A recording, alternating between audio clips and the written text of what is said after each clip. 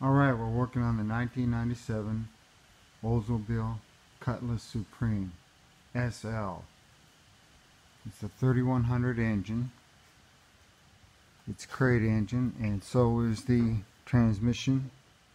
Both brand new, 3-year warranty. We're just now getting it put together. We're getting close. Can almost hear it running, but we ain't quite there. We ain't ready to start it yet.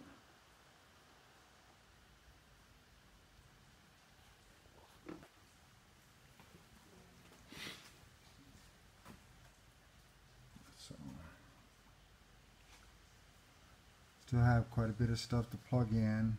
Got more plumbing to do for the coolant system. But got the alternator started tonight. It ain't finished. Just need to tighten it down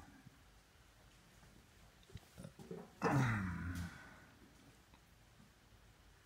Turned out this was the correct way for this to go. My pictures show this is where it was.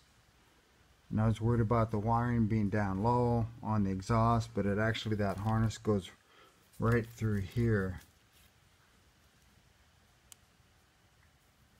in front of the coil pack.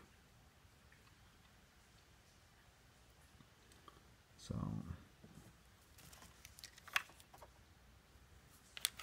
yeah, that's the alternator hookup, but I'm going to tighten that lower bolt first.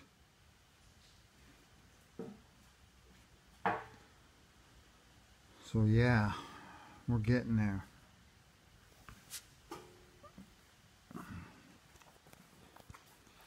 So really getting excited now about being able to start the car soon.